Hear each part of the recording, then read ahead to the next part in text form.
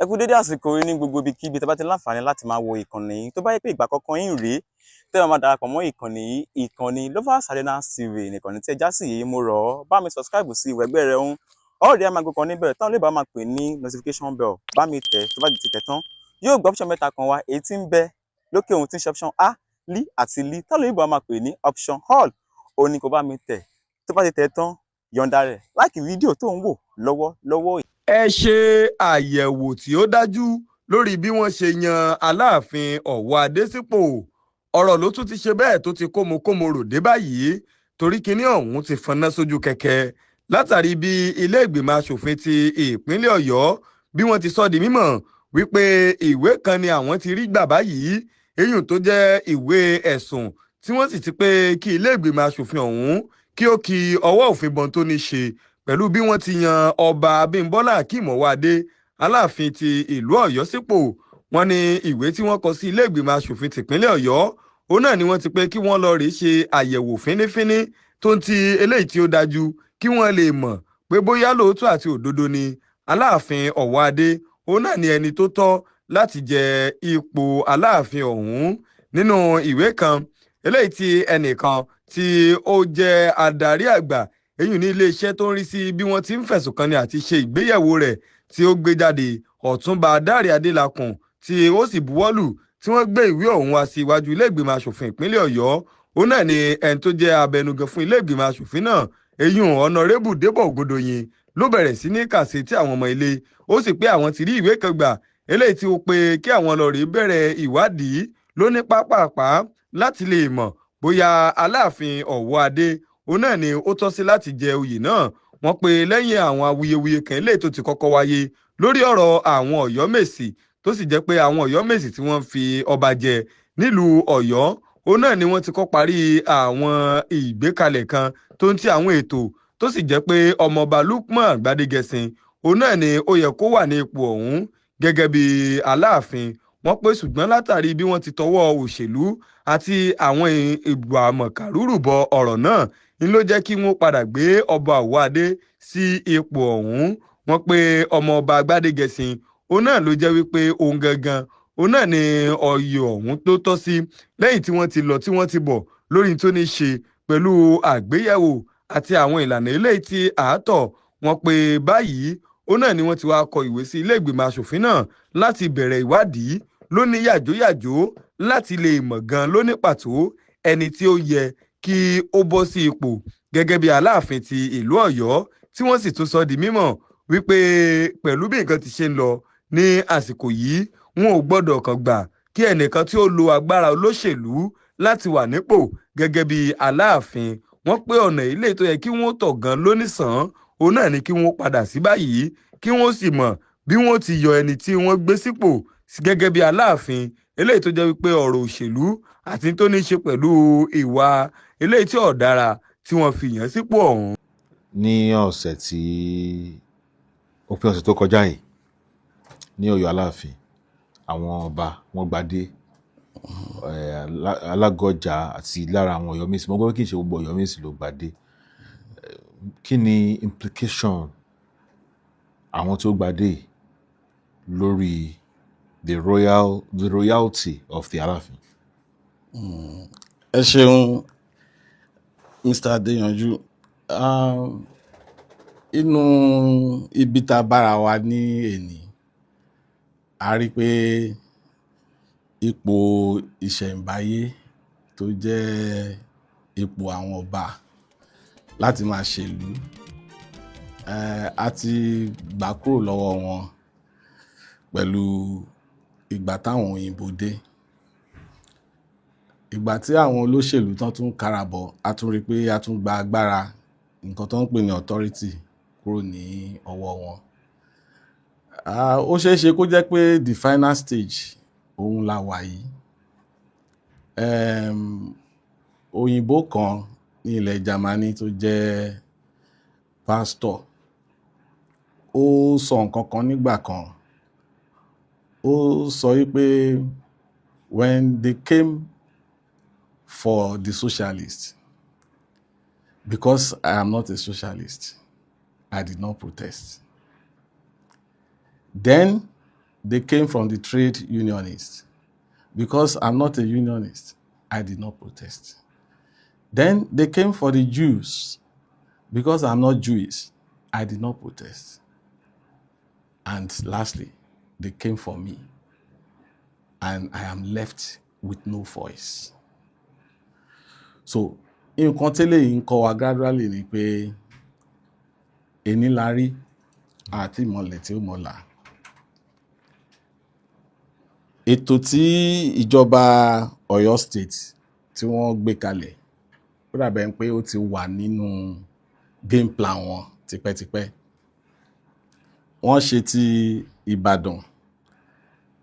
Ẹni tó jẹ́ Olúbàdàn ní lọ́wọ́lọ́wọ́ yìí tó jẹ́ kábíyèsí ọba Rasheed Adéwọ̀lú Ládọjà, wọ́n jà fitafita láti rí i pé wọ́n tako ìgbésẹ̀ tí ìjọba gbé. Wọ́n ní kò yẹ kó rí bẹ́ẹ̀. Wọ́n tako náà ni torí wọ́n lọ ilé ẹjọ́. Téèyàn ò bá tako ìgbésẹ̀ kò ní lọ ilé ẹjọ́. Wọ́n tako, wọ́n dẹ̀ dúró ti Olúbàdàn Sálíù Adétúnjì.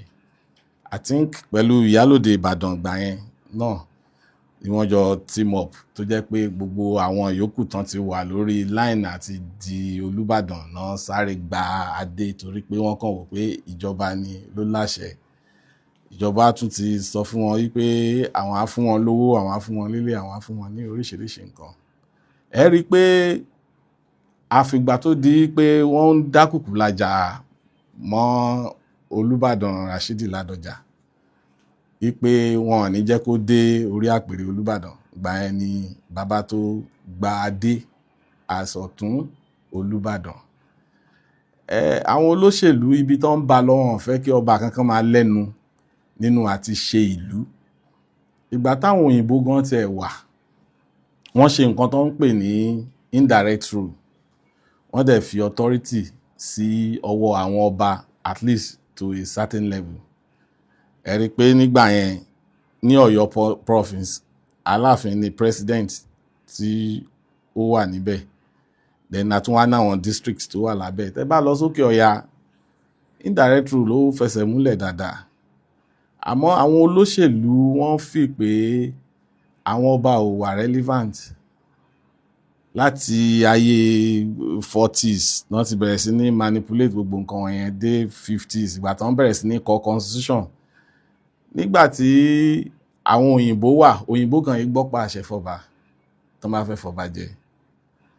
Nígbà àwáṣẹ̀ tí wọ́n bá fẹ́ fi ọba jẹ, àwọn olúawo, àwọn ògbóni àtàwọn onífá ni wọ́n á jókòó. Gbogbo róòlù tí àwọn afọbajẹ kọ̀ọ̀kan á play ní ìpẹ̀bí ni o, ní gbogbo ojúbọ àwọn oracle àtàwọn ancestors tí wọ́n ti fẹ́ ṣe ètò, àwọn tó fẹ́ ṣètò wọn á ṣètò. Nǹkan tó jọ́pa àṣẹ àti certificate of appointment kò sí. Ìwọ tó bá jẹ́ ọmọ oyè tó fẹ́ jọba, wọ́n á mú ẹ lọ sídìí òòṣà tó jẹ́ òòṣà ìlú, wàá búra, oath of office tiẹ̀ nìyẹn. Ó dẹ̀ múlẹ̀. Ètò tó tiẹ̀ wà lọ́yọ̀ọ́ ó múlẹ̀ débi pé àwọn òyìnbó gan ń study ẹ̀. Wọ́n sọ di ẹ̀ka ìmọ̀ wípé báwo ni àwọn èèyàn aláwọ̀ dúdú ṣe gbé ètò yìí sílẹ̀. Àmọ́ gbà táwọn olóṣèlú tàkọ́kọ́ dé, àwọn First Republic dé, wọ́n wò pé àwọn ọba yìí wọ́n introduce káwọn máa gbọ́ pa àṣẹ fọba, kan máa fọ́ ọba ní appointment letter. àtìgbà tán tí ń ṣe yẹn lọ́ba ti surrender gbogbo authority ẹ̀ fún wọn. Gbogbo ẹni tó máa fi jọba a máa rá bàbá ni, a máa tún bẹ̀ wọ́n ní pàpà láti take decision kankan. Àmọ́ kò rí bẹ́ẹ̀ nílẹ̀ Haúsá. Ní Òkè Ọya ọba ń ṣe ìlú, wọ́n ń dájọ́, wọ́n ń ṣe oríṣiríṣi. Mo rí dáadáa, mo kàwé ní ilẹ̀ Haúsá. Ẹjọ́ mi lè wà ní ilé àgọ́ ọlọ́pàá tó jẹ́ pé Sẹ́ríkì àbí Mọ́gàjíǹgèrè ni ó ránṣẹ́ sí àgọ́ ọlọ́pàá pé ẹjọ́ tán kó wá yẹn ẹ ṣí wọ́n lẹ̀, jẹ́ kí wọ́n kó wọn wá, àdájọ́ ní ààfin mi ń bí ni. Wọ́n sì ṣèdájọ́ níbẹ̀. Àtọ̀tún àtòsí gbogbo wọn wá gbà sí wọn lẹ́nu. Àmọ́ lọ́dọ̀ wa ń bí àmọ̀jù pọ̀. Gbogbo wa là ń pariwo pé ẹ jẹ́ ká gbé ìṣẹ̀ṣe lárugẹ kí àṣà wa kó má go into extinction, kó má bàa parẹ́. Àmọ́ àwọn custodian àṣà yẹn gangan la wá ti ń kigi bọ̀ lójú. Ta ló fẹ́ fún wọn ní ọ̀wọ̀ kankan mọ́? Ta ló fẹ́ bọ̀wọ̀ fún wọn? Tìbàdàn la rí, tọ̀yọ́ la rí, ibòmíì àtúndé.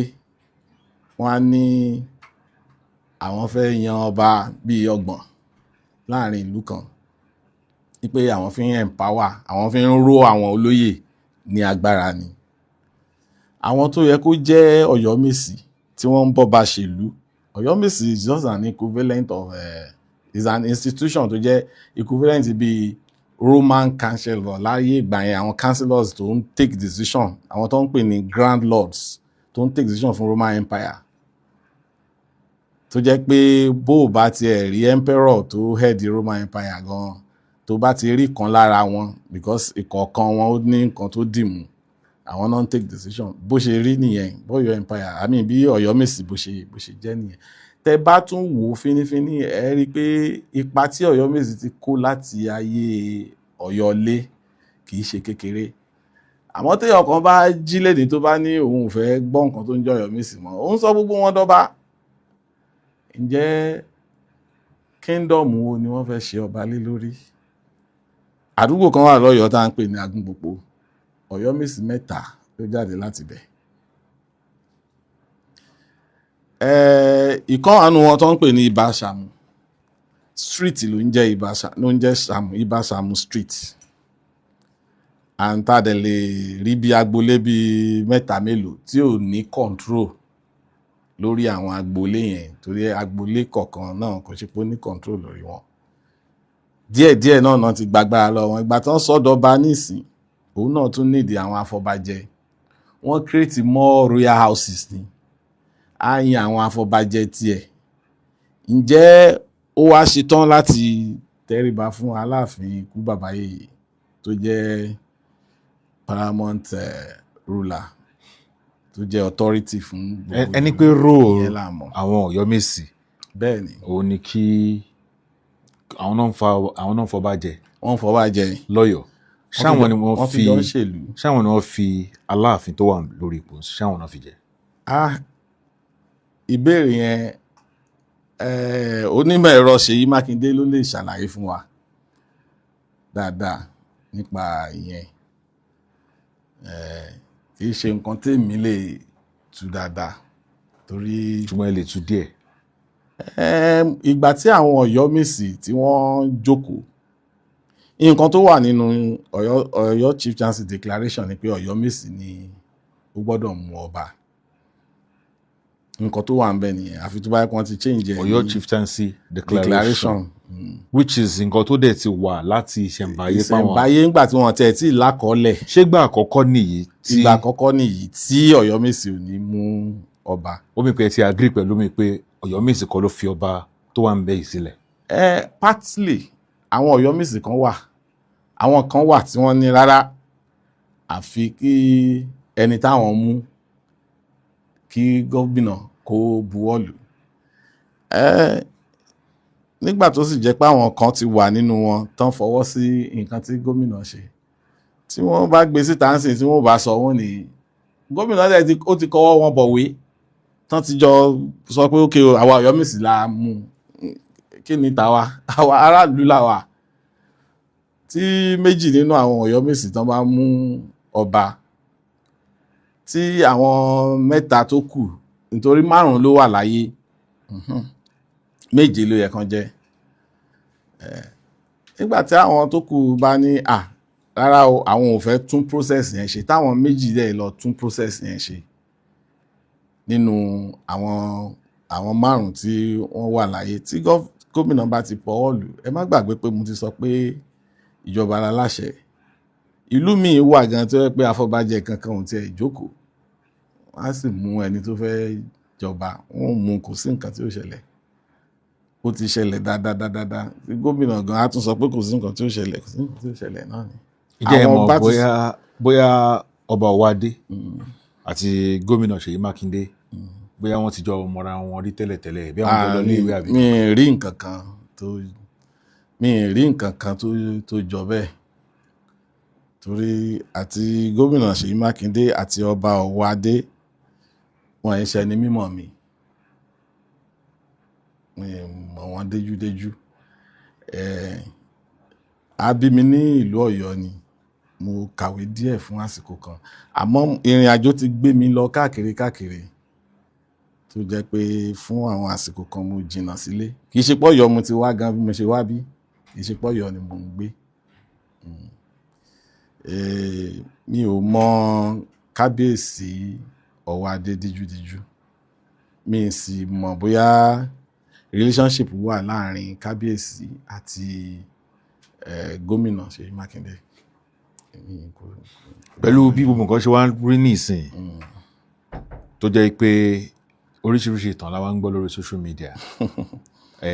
Àgọ́ Ọ̀jà ló nílẹ̀, àlejò lọ́yọ́, Ògbómọ̀ṣọ́ ló nílẹ̀, ilẹ̀ Ọ̀yọ́ dé Ògbómọ̀ṣọ́ àti bẹ́ẹ̀ bẹ́ẹ̀ lọ. Nígbà míì gan àti ẹ̀mí ta fẹ́ gbàgbọ́. Mo fẹ́ kẹ́ tí ẹ̀tàn mọ́lẹ̀ díẹ̀ sí ká tó wá wọjọ́ wájú. Ọkọ̀ confuse gbogbo àwọn èèyàn ni. Ṣẹ́yìn náà wá confused ni? Mi ò lè wá confused torí ìran tèmi Ọ̀yọ́ ilé láti ṣẹ̀ wá. Ọ̀pọ̀lọpọ̀ àwa tá a wà lọ́yọ̀ọ́ Ọ̀yọ́ ilé láti ṣẹ̀ wá, àmọ́ ọ̀pọ̀lọpọ̀ àwọn tó ń sọ̀rọ̀ wọn mọ nǹkan tó ń sọ. Àgọ́ Ọ̀jà nígbà tí Ọ̀yọ́ ilé ń jẹ́ Ọ̀yọ́ ilé, ẹkùn Èpò ni Àgọ́ Ọ̀jà jẹ́ ní abẹ́ Ọ̀yọ́ ilé. Kò sí nǹkan tó ń jẹ́ Ògbómọ̀ṣọ́ títí di ìgbà tí arákùnrin kan tó ń pè ní Ògúnlọlá tó ṣekú pa bàbá Ìjẹ̀ṣà tí wọ́n kẹjọ lọ bá Olúgbọ́n. Olúgbọ́n sì rí pé gbogbo nǹkan tó bá ti jọ mọ́ ẹjọ́ ikú, ẹjọ́ apààyàn, Aláàfin ló lè dá ní ayé ìgbà náà. Ó wá fi Ògúnlọlá sọwọ́ sí Ọ̀yọ́ ilé nígbà ayé Aláàfin Àjàgbó. Ǹjẹ́ nǹkan kan jògbómọ̀ṣọ́ ńgbà náà? Ìletò kan ni ọ̀rọ̀ yìí ti ṣẹlẹ̀.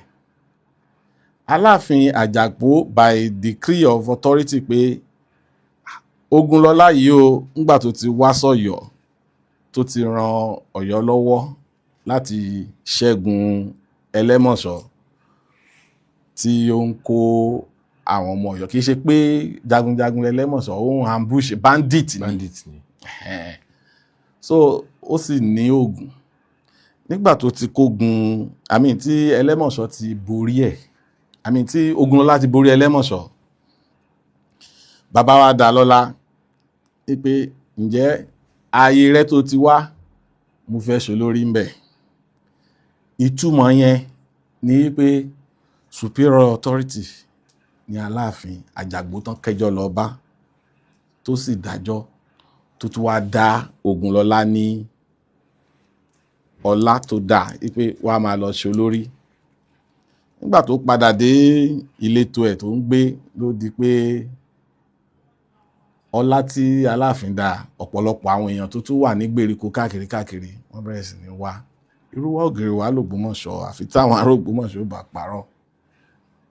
Èmi gan partly Ògbómọ̀ṣọ́ ni mí, ìyá mi ọmọ Ààrẹ Aláṣà ni l'Ògbómọ̀ṣọ́ nísàlẹ̀ Ọ̀rá. Mo mọ̀tàn yẹn dáadáa. Àmọ́ nǹkan tó ń ṣẹlẹ̀ láyé ìsìn ó ní nǹkan tèmi ń pè ní repudiation. And repudiation doesn't recognize facts and truth because it's determined láti sọ pé òun fẹ́ yẹ̀yẹ́ òótọ́. So tó bá ti determine ní mind ẹ̀ pé mo fẹ́ fi irọ́ gbé òótọ́ ṣubú, kò sí àlọ́ tá a lè pa fún. Ògbómọ̀ṣọ́ ni, àgọ́ ọ̀já ni, gbogbo àwọn ìlú káàkiri wọ̀nyẹn abẹ́ àṣẹ Ọ̀yọ́ náà wà, Ọ̀yọ́ empire òun ni wọ́n wà. So téèyàn kan wá ní tenant ni àwa tá wá látọ̀yọ́ lé ní Àgọ́dọ̀yọ́, àwọn bàbá tó gbé ètò yẹn lẹ̀ tí wọ́n fi dá Ọ̀yọ́ sílẹ̀ ní Àgọ́dọ̀yọ́ kì í ṣe pé by conquest. Láti ilẹ̀ pẹ̀pẹ̀ wọ́n ti ń jọ ń ṣe, wọ́n ti jọjọ́ rẹ̀, wọ́n ti fẹ́ ọmọ ara wọn. Àtìbà tó wá látọ̀yọ́ lé kò déédéé wá sí látọ̀yọ́ lé. Àtìbà ti kúrò lọ́yọ́ lé tipẹ́tipẹ́ kó tó di pé Ọ̀yọ́ lé tú, kó tó di pé ogun Elédùwè kó tó di pé wọ́n jà. Torí kí ni? Àtìbà, ìyá tó bí Àtìbà ọmọ Akéètàn ni. Ọ̀pọ̀lọpọ̀ ará àta ò mọ̀tàn yẹn. Mélòó la Akéètàn ságọ́ ọ̀jà? Akéètàn ló ń gbé, ó tún fẹ́yàwó ń bẹ̀. Ó tún fẹ́yàwó tó tún jẹ́ ọmọ ìletò kan tí ó tún jìnnà sí Akéètàn tó ti ń gbé, ó dẹ̀ jẹ́ ọdẹ, ó tún jẹ́ jagunjagun. Níjẹ̀yìn tí bàbá rẹ̀ tó jẹ́ Abíọ́dún Adégòólú tó kú, àwọn ọba míì tún ti jẹ kò padà sọ́yọ́ lé, ibi tó ti ń gbé tipẹ́tipẹ́ ni. Àmọ́ táwọn èèyàn bá fẹ́ gbé tàn kalẹ̀, wọ́n ń pè ní refugee, pé ó sá wá láti Ọ̀yọ́ lé ni. Àti bó ló ti gbéra lọ jagun tó ń jà ogun Elédùwè tán lọ fi bá àwọn Fúlàní jà. Torígbà tó ń lọ, àwọn ọmọ Ọ̀já Ẹlẹ́bú wọ́n tẹ̀lé lọ sójú ogun. Ìlú kan wà tá ń pè lọ́tẹ̀fọ̀n, gbogbo wọn náà tẹ̀lé lọ sójú ogun tán fi lọ ja ogun. Ìrẹ́pọ̀ wà láàrin wọn. Àsìkò tá ń sọ yìí gan, tí ọmọ Aláàfin kan bá débì kan tó bá lóun fẹ́ tẹ̀dó síbẹ̀, tọwọ́ tẹsẹ̀ ni wọ́n á fi gbà pé ó fẹ́ dúró síbí, tọwọ́ tẹsẹ̀ ni. Tí Àtìbà ò bá sọ pé òun fẹ́ tẹ Ọ̀yọ́ mi dúró sí àgọ́ ọ̀jà, tó bá jẹ́ pé ọmọ ọba míì ló gbéra tó wá lọ sílùú míì, bóyá ó lọ síbi irú Igbó Ọrà, àbó kọjá lọ sí àwọn ilẹ̀ Ọ̀yọ́ tó tún wà ní Kwara tó níbẹ̀ làwọn fẹ́ sọ ní Ọ̀yọ́ mi, ibẹ̀ lọ́yọ́ á máa wà, lọ́yọ́ mi á wà. Ọ̀yọ́ ti ṣípò padà bí ẹ̀mẹ́ta rí, àmọ́ àwọn èèyàn tó ń jọ̀yọ́ wọn à change. Òwu ti ṣípò padà láìmọye ìgbà. About 16 settlement l'Òwu ní. Ifẹ̀ náà ti ṣípò padà. Ifẹ̀ ò change. Tá bá tún kọwọ́ bọ ìtàn àwọn ìlú míì tán jẹ́ ilẹ̀ European, ẹ rí pé ìṣípò padà ti bá àwọn ìlú kan. The capital of Roman Empire ti change several times. The last capital tán ní Constantinople ó ti fall sínú Turkey lénìí. Kò sí ní under Italy. Tó yẹ pé wọ́n ń ṣì ní, wọ́n ń move. Abẹ́òkúta tá à ń sọ nísìn, kì í ṣe ibi tó wà tẹ́lẹ̀ nìyẹn. Àpapọ̀ ìgbèríko àwọn Ẹ̀gbá, gbogbo ibi tí settlement Ẹ̀gbá tó wà, agbègbè Ìbàdàn yìí ni. Àwọn Ẹ̀gbá ló wà ní Ọ̀jọ́, àwọn Ẹ̀gbá ló tún wà káàkiri kó tó di pé ogun ṣí wọn. Gbogbo wa la mọ̀ tán Lísàbí àti Ṣódẹ́kẹ́ tán fi dé ibi tán dé lénìí. Bí ọkọ̀ bá pè wọ́n ní refugee, okay, ṣé ibi tán dé lénìí tí wọ́n dúró sí wọn báyàn bẹ̀ ni? Wọ́n báyàn bẹ̀, bọ̀ àjọṣepọ̀ wà láàrin wọn. Àmọ́ tààràtà bá ti gibọ̀ wọ́n láàrin tó bá lọ ń rú wọn, ẹ máa gbọ́jà. Wọ́n ní Ẹ̀gbá ìjara wọn yàn bá wà ní. Àmọ́ tààràtà bá ti wá tó kí gibọ̀ wọ́n láàrin, wọn ní bá wà mọ́. Tó máa sọ pé báyìí sí, wọn ní sọ pé báyìí wà, wọn ní dáhùn bẹ́ẹ̀. Ọ̀yọ́ ni gbogbo wa la ríra wa sí. Dialect classification wa Ọ̀yọ́ ni wá. Historically Ọ̀yọ́ ni wá. Root wa common root náà lájọ ní. èmi rò pé point yẹn gan ni argument máa wà pé Ifẹ̀ ni gbogbo wa pé kò kí. You see the point tí a gbọ́dọ̀ clarify, you know, to my knowledge, mo believe pé I migrate láti Ifẹ̀.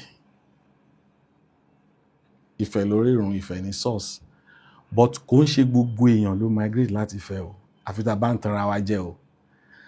Another thing ni pé ṣé Ifẹ̀ tó dé òní láti migrate? We need to go into a lot of research. We need what we call summit on Yoruba history. Already gbogbo kátàkátà tó ń sọ káàkiri ó ti ń expose wa sáwọn non-Yorubas láti má fi wá ṣe yẹ̀yẹ́ náà. The moment tẹ́ bá ti disparage Ọ̀yọ́, tẹ́ lẹ fẹ́ yẹ̀yẹ́ history Ọ̀yọ́ empire, kò sí nǹkan tá a fẹ́ fi compete pẹ̀lú àwọn èèyàn níta. Tán bá sọ pé Ọ̀yọ́ empire will exist, okay fine, kò exist. Tí ìjọ tí Benin bá ń sọ̀rọ̀ pé àwọn ní Benin empire, àwọn ti lé àwọn gbalẹ̀ títí dẹ́kọ̀ọ́, àwọn làwọn fọbajẹ lẹ́kọ̀ọ́, ọmọ àwọn ladó tó ń jẹ lẹ́kọ̀ọ́, kí làwa fẹ́ sọ? Torí pé tá bá sọ pé alọ́yọ̀ empire, wọ́n wá dáhùn wá ní lọ́dún báyìí ìwọ kọ́ síta oníkòsí tó ń jẹ́ Ọ̀yọ́ empire, wọ́n make reference. So confusion máa ṣẹlẹ̀. So ibo la fẹ́ bá dé? Àpẹẹrẹ pọ̀ lóríṣiríṣi. Tó bá dẹ̀ ń sọ̀rọ̀ nípa Ifẹ̀ pé source ni, àwọn ará Ifẹ̀ náà ni wọ́n jáde tán sọ pé Ifẹ̀ 4 ló wà kó tó di Ifẹ̀ ayé tòní. So tọ́yọ̀ bá relocate lẹ́ẹ̀mẹ́ta, kí ló burú jù mẹ́ kán máa sọ pé refugee ni wá? Ifẹ̀ tó relocate lẹ́ẹ̀mẹ́fà, kí lòun? Àbí táwa bá jẹ́ refugee? Ìjà ló dé lórí ìdòwe, ọmọ bàbá kan náà ni gbogbo wa. Àwọn táwọn bá ń kigi bọ̀ tó ń ru nǹkan tí àwọn Yorùbá máa ń sọ ni pé tí ogún tó bá jẹ lọ, ọgbọ̀n á jẹbọ.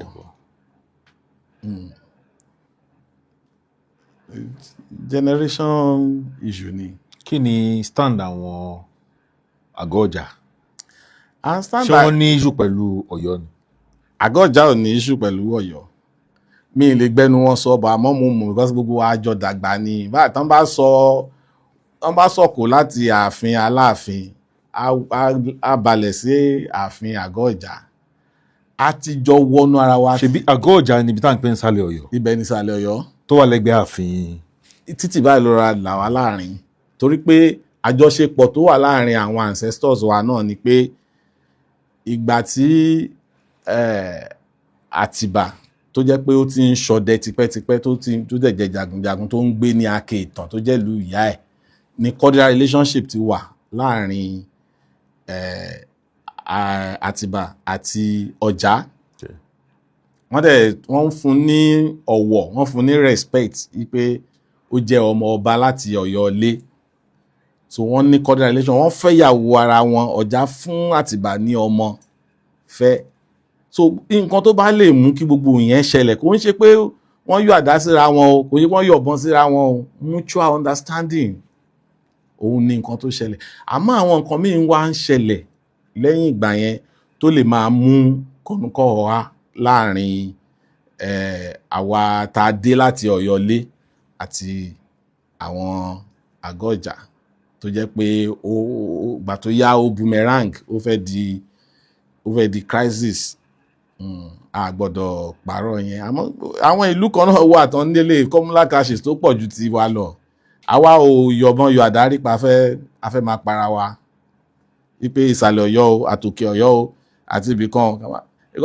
The rest apart from ìsàlẹ̀ Ọ̀yọ́, the rest part of Ọ̀yọ́ ẹ rí i pé different communities ni, because nǹkan tó ṣẹlẹ̀ is like bí confederate, ẹ mọ̀ àwọn ìlú kan ti wà tó wà lábẹ́ Ọ̀yọ́ bíi Ìdódẹ ní ayé àtijọ́, nígbà tí Ọ̀yọ́ ò tí kúrò lọ́yọ̀ọ́lé, Ìdódẹ wà, àwọn bíi Gúdùgbù wà, Òjòǹgbòdú wà, Akéìtàn wà, tó jẹ́ pé baálẹ̀ ló ń ṣe olórí lórí wọn.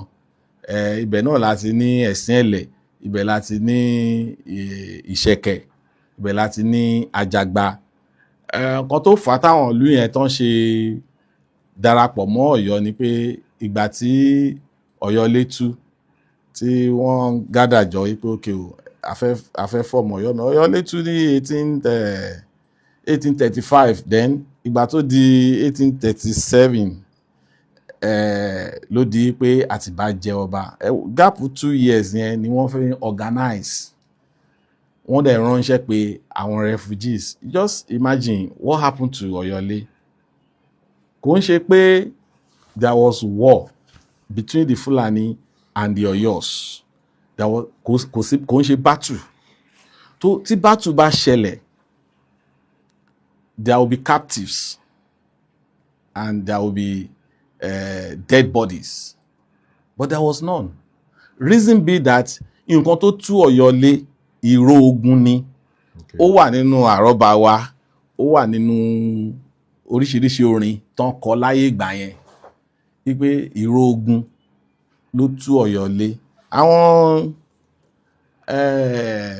màjèsín bíi méjì mẹ́ta kan ni wọ́n lọ dá kùkùlajà bọ àwọn èèyàn ní ọjà Akẹ̀sán ní alẹ́, torí pé wọ́n ti lọ fún ogun Elédùwé. Ọ̀yọ́ kógun lọ bá àwọn Fúlàní ní Ìlọrin ni, kìí ṣe pé àwọn náà kógun wá bá Ọ̀yọ́. Ogun Elédùwé tó ń sọ yẹn wọ́n á jà lórí soil Ọ̀yọ́lé, Ìlọrin náà ti jà.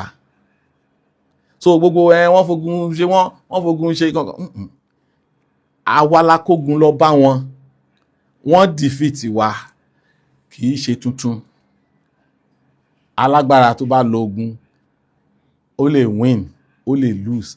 Àti win, tá bá win náà ní expand, ní evolve ká di empire. Àti win láìmọye ìgbà. A dẹ̀ ti lose ogun míì. Nígbà tí kò sí ọba, tí ò sí àwọn jagunjagun tó máa protect ìlú, ẹ̀rù ń ba àwọn aráàlú torí gbogbo wọn ti lọ sójú ogun. Òun làwọn màjèsín yẹn sáré wọ ọjà ní alẹ́, wọ́n kàn ní káwọn mú àwọn arọjà ṣeré wípé kan prank wọn pé ogun máa ti fẹ́ kó gbogbo Madékè tán. Agbègbè tá ń pè Madékè láyé ìgbà yẹn ó wà ní outskirts ìlú. Wọ́n ti wá wò pé ogun Fúlàní ti dé Madékè o.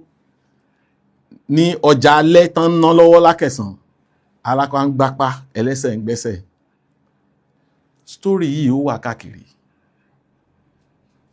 Grandfather mi sọ story yìí fún mi, great uncle mi tún sọ fún mi.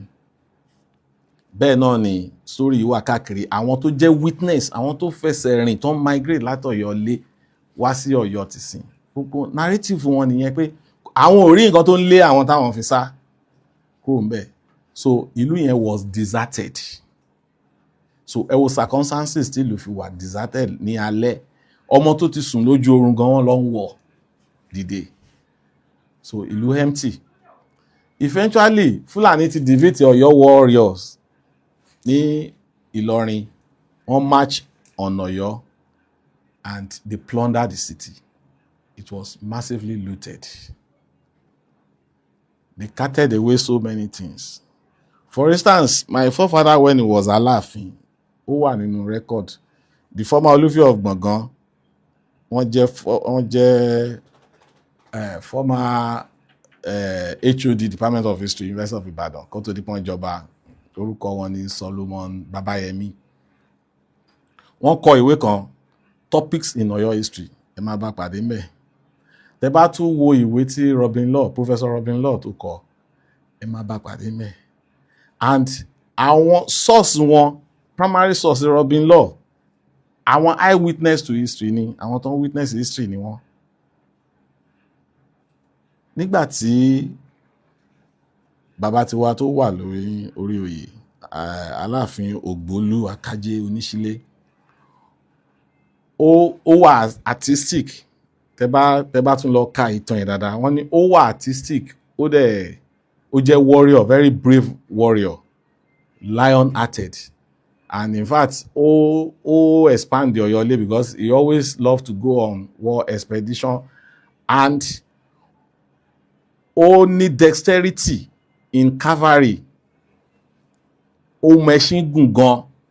In fact ó wà nínú oríkì wa pé ó máa ń fi ẹṣin fo odi. Kí ni odi? Fẹ́ǹsì ìlú. Pé ẹṣin ẹ̀ ó máa ń fi fo odi ìlú ni. Ayé ìgbà yẹn àwọn Aláàfin máa ń lọ sójú ogun. Wọ́n máa ń lọ sójú ogun ni, kì í ṣe pé àwọn Aláàfin tó ń jókòó sí inú ilé, because emperor la pè wọ́n náà, wọ́n máa lead ogun ni. Ìtàn wa sọ fún wa pé bàbá wa ó create sliver doors to 7 chambers of his palace.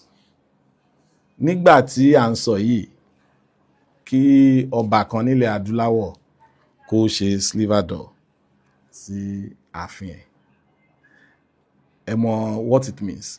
How sophisticated Ọ̀yọ́ people are. Or let's use were. Then. You understand? As you are sophisticated náà. Tẹ́ bá tún wo nǹkan tí Clapperton tó kọ, ìgbà tó fẹ́ lọ sí Òkè Ọya, ó bọ́lẹ̀ ní Badagry, ó fi ẹsẹ̀ rìn, ibi tó ń béèrè Ọ̀yọ́ ni tó ti ń gbọ́ òkìkí Ọ̀yọ́. Ó gba Ọ̀yọ́ kọjá nígbà tó ń lọ ní 1826. Ìgbà tó tún padà ó tún gba Ọ̀yọ́. Tẹ́ bá lè rí jọ́nà yẹn kẹ́ka bó ṣe describe Ọ̀yọ́, bó ṣe describe palace Aláàfin níbẹ̀. Kí Fúlàní wá dé kan loot a lot of treasures bẹ́yẹn, ṣe mọ̀ pé it's enormous, and it went that way. But kò ń ṣe pé àwọn èèyàn padà láti repopulate Ọ̀yọ́. The old Ọ̀yọ́ Wọ́n padà. Ìgbà tó wọn kúkú rí nǹkan tó ń lé wọn, ìgbà tó ń padà wọ́n bá empty town, plundered by the marauders, by the Fulanis. Wọ́n gbé níbẹ̀ fúngbà díẹ̀. Torí curator, I visited Ọ̀yọ́ Ilé in 2020 prior to the COVID lockdown. That was February 2020 because I was doing a documentary project to jẹ́ research, being a freelance researcher. So I went to places, I've interviewed so many Obas that their ancestors were subjects of Ọ̀yọ́, just to collect facts. So I visited the site, the relics and the ruins of the whole city. I have pictures of it. It's there. They are there. As out of the time we went there with my crew, the only thing is pé àwọn bandits invade gbogbo bẹ̀yẹn sìn insecurity, because àwọn èèyàn kan tún approach mi pé àwọn fẹ́ lọ ní last year. Ìgbà tí mo pe National Park, the authority tó wà in charge Ọ̀yọ́ Ilé, wọ́n sọ pé it's not safe to go there because ìgbà tá a gan lọ 7 armed men ló lead wa, the park rangers with e-logs. So àwọn dẹ̀ lọ pẹ̀lú SUV because the road there is only jeepable, So inú igbó níbẹ̀. Inú igbó is a reserve. It has been abandoned for long. So when our people went back to stay there, only some people went back and there was no Alaafin. Atiba refused to go there. You understand? Because of pé ó ti wà use mọ́ ibi tí a wà nísìn, ó ti ń gbé bẹ̀ kó tó di pé Ọ̀yọ́ Ilé tú. But Àtìbà ò tí ì dá Aláàfin gbà yẹn. Àtìbà ìgbà tí Àtìbà dá Aláàfin, Kúrúnmí tó jẹ́ Kakanfò mandated him to return to Ọ̀yọ́ Ilé. He refused because he rallied the support of Olúyọ̀lé and the Ìbàdàn warlords. otherwise Kurumi will have his way pé ká tún padà síbẹ̀ but Atiba refuse to go. In fact kò ń ṣe ìtàn tó rújú but tára tá bá fẹ́ recant ẹ̀ wọ́n á sọ in a way láti fi humiliate Ọ̀yọ́ kò ń ṣe pé nǹkan kan tó rújú. Àwa tó yẹ pé ogun àkọ́kọ́ tó jà wá ta kúrò ńbẹ̀ ta relocate for years a tún padà síbẹ̀. Àkọ́kọ́ ló gbà lọ́yọ̀ Gbòó ìgbà tó yá Aláàfin Abípa ó decide pé okay òun fẹ́ padà. Ọbámọ́rọ̀ ó padà síbẹ̀. Òun ní àwọn confusion kan táwọn èèyàn kan ní tó ń sọ pé Ọ̀yọ́ Àjàká, Ọ̀yọ́ Ilé, Ọ̀yọ́ Ọ̀rọ̀ tó bá ń sọ gbogbo wọn yẹn Ọ̀yọ́ ẹyọ kan náà ń sọ Ọ̀yọ́ Ilé kan yẹn náà ń rìfásì. Ìdí ẹ̀ tán fi pe Ọ̀yọ́ ní Ọ̀yọ́ Ọ̀rọ̀ òun ni pé gbàtálàfin Abípa tó decide pé okay òun fẹ́ move lọ sí eléyìí tó ń ṣe tó ní Ọ̀yọ́ Gbòó ọba bíi 4 ti jẹ òun wá fẹ́ padà ó wá kọ́kọ́ fẹ́ rán advance party lọ ó dẹ̀ bá àwọn Ọ̀yọ́mèsì ó ti bá wọn sọ àwọn Ọ̀yọ́mèsì wọn support ẹ̀ but as Aláàfin wọn ò pé okay àwọn máa gbọ́rọ̀ sí lẹ́nu àmọ́ àwọn máa sabotage ẹ̀. Wọ́n wá rán àwọn èèyàn kan in advance lọ síbẹ̀ káwọn ikọ̀ tí Aláàfin fẹ́ rán lọ kó tó débẹ̀ àwọn yẹn wọ́n wá múra wọ́n disguise bí ọ̀rọ̀ àwọn kan tá ń pè lọ́rọ̀ yìí wín bí evil spirit wọ́n múra wọ́n ti wà ńbẹ̀ so ńgbà táwọn yẹn máa dí àwọn ikọ̀ tí Aláàfin rán tó débẹ̀ wọ́n bá àwọn wín tó ń pè ní ọ̀rọ̀ ni wọ́n bá sákò ńbẹ̀ àmọ́ àbálọ àbábọ̀ náà àṣírí tú wípé àwọn Ọ̀yọ́mèsì tí wọ́n fẹ́ ká relocate padà sí Ọ̀yọ́ Ilé ni wọ́n send àwọn ìwìn yẹn lọ síbẹ̀ tó jẹ́ ọ̀rọ̀ ìyẹn ni wọ́n fi wá gbàtà wá papà tẹ̀dó síbẹ̀ wọ́n wá ń pè ní Ọ̀yọ́ Ọ̀rọ̀. Ǹjẹ́ àlàyé yẹn yé yín sí so Ọ̀yọ́ ti relocate several times wọ́n ti ṣe kinní kan wọ́n ń ṣe Yorùbá wọ́n ń ṣe gbá wọ́n ń ṣàwo nǹkan tó wu èèyàn tí ó jẹ́ pé ó ń kórìíra ó ní resentment fún Ọ̀yọ́ ló lè fi ìtàn Ọ̀yọ́ dá lára. Èdè tá à ń sọ ńkọ́? Èdè tá à ń sọ ò rújú èdè yẹn náà lèmi àti ẹ̀yin ń sọ báyìí òun náà fi ń ka ìròyìn nínú rédíò òun la fi ń kọ lẹ́tà láti àìmọye ọdún sẹ́yìn ó ní ibi tá a bá dé tó fi rí bẹ́ẹ̀.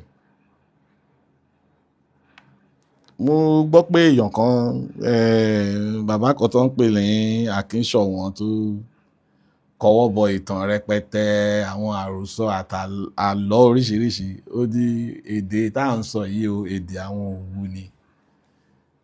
Báwo ló ṣe jọjọ àwọn research wo ló ṣe débẹ̀ kí ni proof kí ni ẹ̀rí tó mú jáde pé Òwu ló kọ́kọ́ sọ gbogbo nǹkan tá à ń sọ lẹ́nu yìí.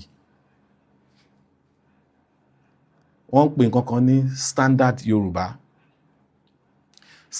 Yorùbá òun ní nǹkan tá à ń sọ. Ẹ wo population Ìbàdàn bó ṣe tó kí ni English tó fi gbayì lágbàáyé population àwọn ìlú tó ń sọ ó great India billion America several millions UK Nigeria gan apọ̀. Ìbàdàn ń sọ Yorùbá Ọ̀yọ́ Ọ̀yọ́ ń sọ Yorùbá Ọ̀yọ́ Ọ̀yọ́ tó wá ń sọ Yorùbá Ọ̀yọ́ kì í ṣe Ọ̀yọ́ tó wà lágọ̀ọ́ Ọjà ètò tó bá ti dárúkọ Ọ̀yọ́ àwọn èèyàn máa ń rò pé Ọ̀yọ́ yẹn Ọ̀yọ́ tó wà lágọ̀ọ́ Ọjà ni mélòó ni wọ́n. Ọ̀yọ́ pọ̀ gan in fact nínú ìwádìí afẹni tí yóò bá ṣe èké àbí tí yóò bá ṣàbòsí ni ò ní gbà yí pé àwọn ìran tán ń jẹ́ Ọ̀yọ́ tán sì ń sọ èdè Ọ̀yọ́ ni wọ́n kó more than 50% of the population of Yorùbás lẹ́nìí. Ẹ wo population èèyàn tó wà ní Ìbàdàn population tó wà lọ́yọ̀ tó wà lógbómọ̀ṣọ́ Ìlọrin gan Ọ̀yọ́ náà ń sọ, Ṣakí gbogbo wọn títí lọ Tẹ́gbàdò Ọ̀yọ́ náà ń sọ lẹ́nu, half of Ọ̀ṣun or more than half gan Ọ̀yọ́ náà ń sọ, tẹ́ bá tún bọ́ sí Kwara Ọ̀yọ́ náà ń sọ. Àwọn Ìlọrin tó kọ̀ ń ṣagídí pé Fúlàní làwọn wọ́n láwọn dìfìtì Ọ̀yọ́ ọ̀kan dìfìtì Yorùbá, tán bá sọ pọ́n dìfìtì Yorùbá, àwọn èèyàn tí wọ́n wà nídìí repudiation wọ́n máa sọ pé rárá o Yorùbá kọ́ lẹ dìfìtì o, Ọ̀yọ́ lẹ dìfìtì, ó dáa gbà Ọ̀yọ́ náà dìfìtì, wọ́n dìfìtì Ọ̀yọ́, àmọ́ Ọ̀yọ́ dìfìtì wọn lórí nǹkan kan, a gba èdè wọn lọ́wọ́ wọn. Láàfin Emir Ìlọrin Ọ̀yọ́ náà ń sọ, aṣọ wa náà ń wọ̀, orúkọ wa náà ń jẹ́, wọ́n tún ń jóríkì wa. Tó ọba Ìlọrin Kọ́lápọ̀ ó tún ń jẹ́ oríkì tọ́ǹkì, níbo ló ti rí? Ṣó gbọ́ Fúlàní ni? Èèyàn mélòó ló lè sọ Fúlàní Ìlọrin? Yorùbá yìí náà ń sọ, population wọn join mọ́ àwọn tó ń sọ Ọ̀yọ́ lẹ́nu, ẹ rí pé kò ń ṣe kékeré. Àwọn lè máa ṣagídí kan ní Fúlàní làwọn àbọ̀ ó jẹ́ Fúlàní òun sọ èdè lédè èèyàn pèrè Fúlàní wá ń sọ èdè lédè, kí n pera mi lọ́yọ̀ọ́ ń sìn kí n má lè sọ èdè Ọ̀yọ́, kí n máa sọ èdè Àkókó àbí kí n máa sọ èdè Ẹdó, kí wọ́n máa ní rárá o mi ò ń ṣẹ̀dó Ọ̀yọ́ ni mí o, wọ́n bí mi wọ́n sọ èdè Ọ̀yọ́ sí mi ń gbọ́. Wọ́n bá sọ Fúlàní sọ́ba Ìlọrin kò lè dáhùn, èdè Fúlàní kò lè dáhùn. So ibi tí Ọ̀yọ́ ti kọ́ńkà wọn nìyẹn. Ṣé nǹkan tí mo ṣàlàyé yẹn ó yé mi? Wọ́n lè defeat wa ní battle lójú ogun, àmọ́ a defeat wọn torí pé kí ni a erode gbogbo culture wọn. Ṣé population kékeré ló lè influence population ńlá ni, àbí population ńlá ló máa influence population kékeré linguistically?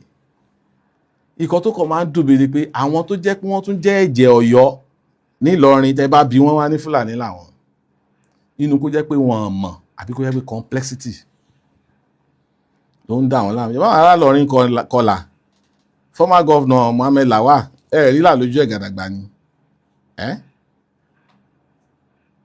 Nǹkan tó sọ fún wa ni pé population Ọ̀yọ́ tó wà ní Ìlọrin ó pọ̀ láfi lè overwhelm àwọn tó kù, torí àwọn tó kù gan wọn wà predominantly Fúlàní, a ní Bàrùbá nu wọn, a ní Tápà nu wọn, a ní Kémbérí nu wọn, a ní Gbìrà nínú wọn tán ti integrate. Nǹkan tó ń pè ní integration and naturalization ó ti ṣẹlẹ̀ sí wọn, wọ́n ti di Yorùbá. Kí ni ẹ̀ṣẹ̀ ọba Bímbọ́lá Ọ̀wádé? Tí gbogbo nígbà tí ọba Bímbọ́lá Ọ̀wádé ò ṣẹ̀mí, àwọn tó ṣẹ̀ ni wọ́n lè ṣàlàyé pé nǹkan tó ṣe fáwọn lélẹ̀. Ikọ̀ tèmi kàn mọ̀ ní pé repudiation kò fẹ́ gbọ́ àlàyé. Ṣé Aláàfin ní gbéraga ni bí àwọn kan ṣe ń sọ pé ó ti ní gbéraga? Tó bá jẹ́ yẹn ni tá bá wo Ṣàkun àtìgbà tí gbogbo ọ̀rọ̀ yìí ti ń jà rànràn, ẹ rí pé oríṣiríṣi òkò náà ń sọ lu kábíyèsí, òkò ọ̀rọ̀ ni o. Àmọ́ èmi ò rí èèyàn kan tó wá display nǹkan kan wípé ikú bàbá yèyé ó gbá microphone mú publicly báyìí ó wá sọ̀rọ̀ arrogantly àbúsọ nǹkan kan. Èmi ò tí ì rí ní tèmi, ní ìgbọ́yọ̀. Kó má jẹ́ pé ara ẹ̀ tí wọ́n ń sọ ní ìgbà tí kábíyèsí fi handkerchief nù microphone àbí ibi tí wọ́n ti náwó sí bàbá ọba Ládọjà. Kálukú ló ní style tiẹ̀. Tí bàbá bá fi handkerchief bo microphone, self protection ni. Ẹ wo tó ṣẹlẹ̀ sí Hugo Chavez, ṣebí wọ́n fi nǹkan sínú climatisẹ̀ ni mo sì sọ Faransé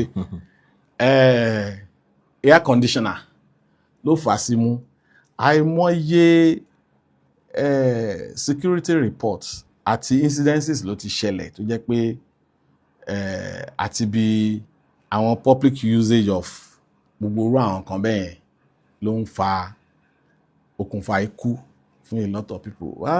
Bàbá dẹ̀ ṣẹ̀ṣẹ̀ jẹ́ ni wọ́n wò ó pé àmọ́ ibi tọ́ta ti lè gbàyàn sí wa torí tí wọ́n bá ṣẹ̀ṣẹ̀ dépò ọba ó la nǹkan kan kọjá ni.